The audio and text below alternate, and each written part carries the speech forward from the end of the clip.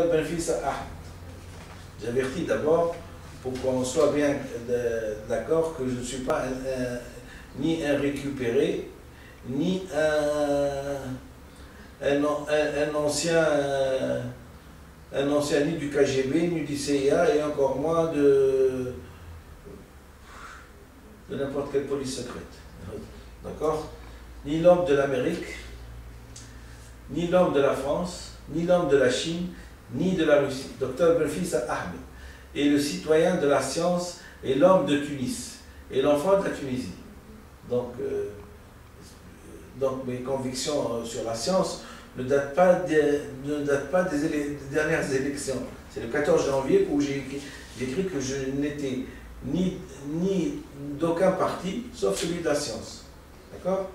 Alors, nommer la révolution. La révolution de la liberté, justice et dignité, ou la révolution des bénis nanans du 14 janvier 2010.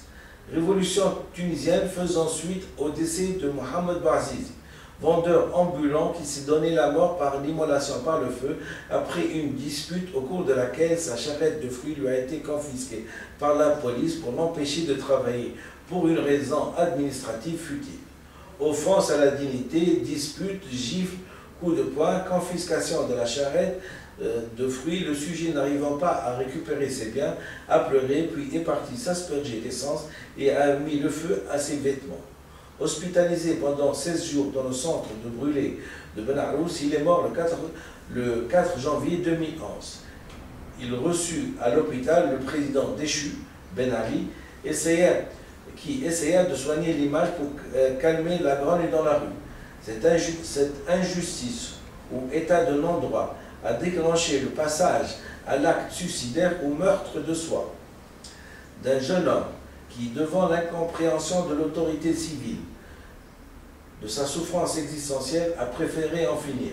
Cet acte déshumanisant et irréversible dans l'existence d'un homme signifie souvent un ras-le-bol. Un ras-le-bol. Dans ces conditions, je préfère mourir. Et vous laissez à votre conscience juger les responsables de mon acte devant un tribunal populaire. Cette immolation par le feu, devant le public et les autorités est donc ni plus ni moins un appel au jugement, le sacrifice d'une vie pour que l'injustice dans ce pays soit annihilée et que la liberté soit instaurée. C'est donc un acte individuel pour montrer un chemin pour restaurer la liberté au sens philosophique du terme. Acte en lui-même de désespoir est aussi le premier acte de l'acquisition de la liberté, dans le sens bien sartrien du terme, qui diffère du sens commun, absence d'entrave. Parce que la liberté, ce n'est pas faire ce qu'on veut. Hein? La liberté, c'est une... il faut la conquérir, la liberté. Et elle a été conquise par la jeunesse tunisienne. C'est ça ce qui est extraordinaire. Hein? Ce testament tacite d'un désespéré, qui a mis fin à ses jours, a coïncidé avec l'état d'une population souffrant d'un état de désespérance chronique, remontant à 23 ans de gouvernement sans partage du dictateur Ben Ali. Population bien muselée, avec une absence totale de liberté individuelle. Ce mélange explosif a donc déclenché une insurrection populaire sans précédent, qui a abouti au renversement d'un régime en agonie, d'un dictateur inculte qui a gouverné sans foi ni loi un pays de 12 millions d'habitants. Voilà le primo mens, ou naissance de la révolution des Béninons. Cette révolution a mis à bas les masques hypocrites des relations entre les États nantis-civilisés européens et la Tunisie, pauvre en voie de développement. La non-ingérence étrangère cachant en fait la criminalité d'un dictateur qui a essuyé son plus bel échec. La révolution des Béninons a donc signé la libération du peuple tunisien et signera certainement la libération de beaucoup d'autres peuples. La révolution des Béninons est une révolution culturelle, tunisienne qui a pris naissance en Afrique et qui n'a jamais été importée et qui n'est que l'expression du désir du peuple qui ne veut que vivre dignement son siècle. Les conditions de vie déplorables d'une population rurale souffrant de chômage, de la misère, de l'oppression et de l'injustice, cet état de révolte ou agressivité refoulée est toujours prête à ressurgir dans le conscient. Ce retour du refoulé ou acting out dramatique s'est manifesté par une insurrection qui a fait une centaine de morts, qui a vu la milice prête à tout sauf pour sauvegarder le régime. Mais l'obstination courageuse, désarmée de la population a déjoué tous les stratèges. Ces gestes d'un courage rare, où le citoyen avance le torse nu, invitant la police à tirer sur lui, montrent qu'il était impossible de mater l'insurrection. Ce qui a amené la police à baisser les armes et adopter une attitude plus conciliante, passage de tir à balles réelles à tir de gaz lacrymogène, ce qui a donné naissance à une révolution et l'a levé de toute censure d'opinion et a signé le début de la liberté d'expression orale, écrite et satirique.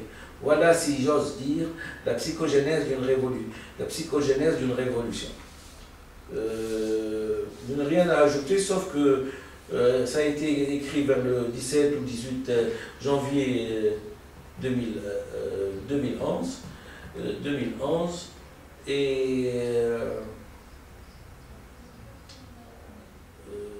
2011 et depuis, bon, il y a eu, comme je m'adresse à des Tunisiens essentiellement, ils ont vécu les événements avec moi. J'ai pas besoin de, sauf un petit rectificatif pour être toujours très près de la vérité, c'est que la bonne femme, la policière qui a fait 4 mois de prison après, qui est à l'origine, paraît-il, de la gifle, a juré qu'elle n'a pas giflé Bouazizi. Donc, comme transmetteur de vérité, je me dois de vous informer, puisque j'ai défendu un petit peu la position de Mohamed Bouazizi, et je le défends toujours. Bon. Mais le déclenchement n'a pas été une gifle, peut-être une offense, une insulte. En Tunisie, on peut insulter des gens et le mode de réaction peut être catastrophique. Haqqa, comme on dit. Le haqqa, c'est-à-dire une offense. Voilà.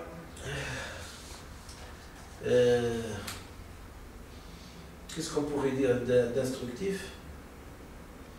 Ben, nous sommes en train d'attendre les résultats officiels et la déclaration des résultats définitifs. Et j'espère qu'on ira, comme on dit,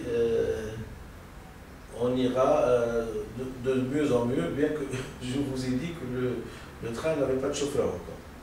C'est-à-dire, la révolution, elle roule, ça fait presque 1 an qu'elle roule, mais il y a d'abord, il y a quelqu'un qui a voulu prendre, qui a déjà pris, pendant la période bourguibienne, le train.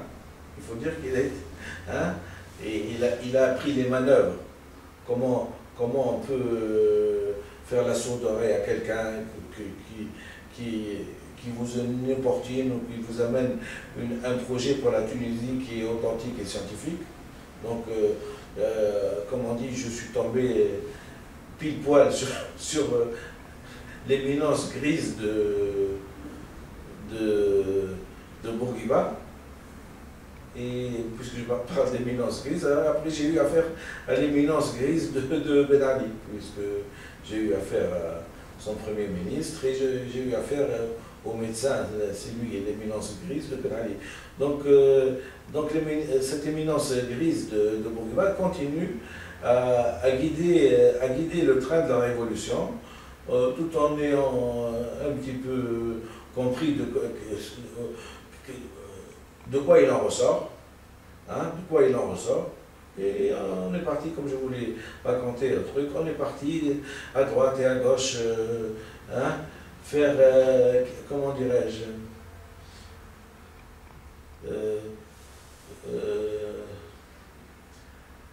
faire la vulgarisation de la révolution. Mais justement, maintenant, le problème de la révolution, c'est que ce n'est pas un problème oral, mais ce sont des problèmes écrits. Ce n'est pas des gens qui font des discours, hein, qui s'en vont, mais c'est des discours, c'est des documents. Et les documents ne peuvent être écrits que par des scientifiques. Alors, il a beau remettre à demain ce qu'il doit faire aujourd'hui. Bon, s'il est d'accord pour qu'après 6 ou 7 mois, hein, ou 10 mois à conduire le train de la révolution et qu'il va le laisser comme ça, il va le laisser au mur pour ne pas demander le projet et pour ne pas respecter ce médire, ben, on verra. On verra qu'est-ce qui se passera. On verra qu'est-ce qui se passera. Ce monsieur s'entête et s'obstine à vouloir gouverner et nous montrer la direction là où on doit y aller. C'est-à-dire, c'est exactement ça, c'est-à-dire, il est monté sur le cheval de la révolution et il est en train de la conduire sans avoir la carte et la piste qu'il doit suivre. C'est lamentable. Allez, merci.